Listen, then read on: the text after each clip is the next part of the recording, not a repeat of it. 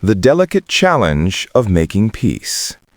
And this comes as the world looks back on a peace deal that worked, though not perfectly. 3 decades ago, the Bosnian War finally drew to a close. Under guidance from the Clinton administration, leaders from Bosnia, Yugoslavia, and Croatia gathered in Dayton, Ohio to sign a deal that brought an end to nearly 4 years of brutal conflict. A war that claimed around 100,000 lives, displaced hundreds of thousands more, and ended with Europe's worst atrocity since World War II, the Srebrenica genocide. The Dayton Accords split Bosnia into 2 self-governing regions, with NATO forces providing security. And even though divisions remain, over the past 30 years, war has not returned.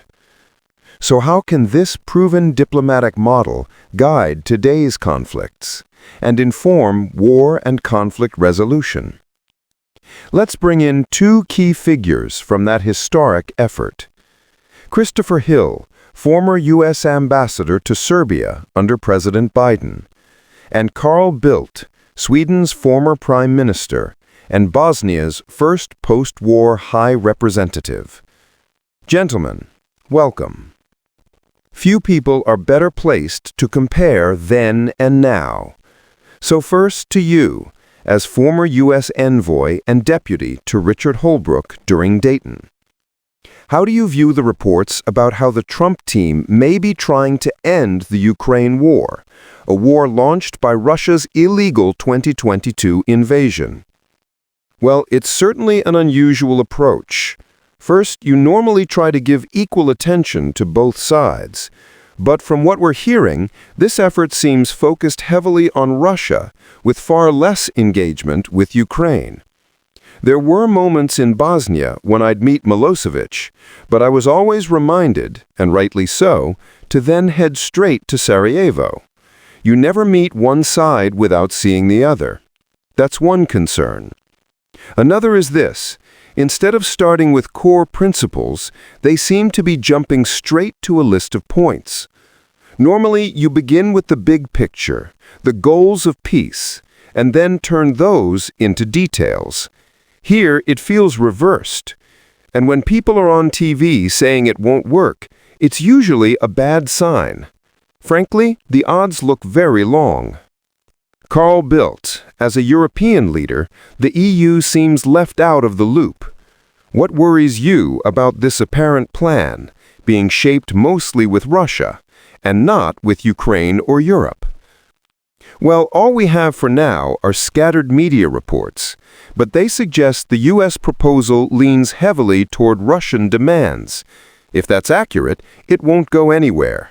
Neither Ukrainians nor Europeans would accept it. And the outcome affects Europe directly and indirectly.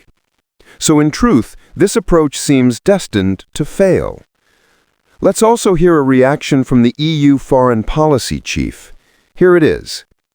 Of course, for any peace plan to work, Ukraine and Europe must support it. That's obvious. And we must remember there is one aggressor and one victim. We've seen no real concessions from Russia. So let me ask both of you. In Bosnia, you dealt with hardline leaders often influenced by Russia. Chris Hill, what's the danger of not bringing all parties to the same negotiating table? In Dayton, we were finalizing a plan everyone had already seen. Nothing came as a surprise. Those 3 weeks were difficult, but the direction was clear.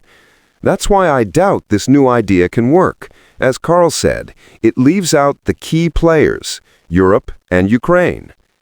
Trying to gather people now around a proposal nobody understands would be a serious mistake. Carl, this war is in Europe. Ukrainians and Europeans have spent years resisting further Russian aggression. If Russia gets what it wants on the battlefield, Ukrainian sovereignty is at risk. You recently returned from Dayton for the anniversary. What did that remind you of compared to today? 2 things. First, before Dayton, we already had a ceasefire. It wasn't easy, but you cannot negotiate seriously with active fighting. That must be the priority for Ukraine now. Stop the guns. Then comes politics. Second, as Chris said, the basic framework had been negotiated for years. The principles were set. That didn't make Dayton simple. The details were difficult. But the direction was agreed. Without that, Dayton would have failed. And importantly, as we saw, President Trump once called for a ceasefire in Ukraine. Ukraine accepted immediately. Russia did not, and still hasn't. So that's a major difference. But of course, there may eventually need to be some negotiated compromises, possibly over territory. But such decisions must come through negotiation. I asked President Clinton about lessons from Dayton. Here's what he told me. We had a unique problem in Bosnia. We couldn't secure peace without the Bosnian Serbs, and from the start, hardline Serbian leaders, backed by Russia, pushed for deadlock. Still, they are better off today than during the mass killings, and I hope, someday, those unresolved issues can be settled. So, Ambassador Hill, Clinton says Russia's influence kept pushing for paralysis, very similar to today.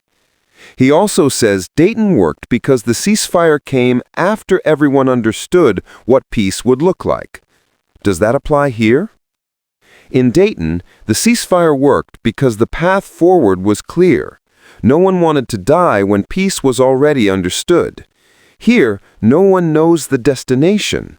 That's the problem.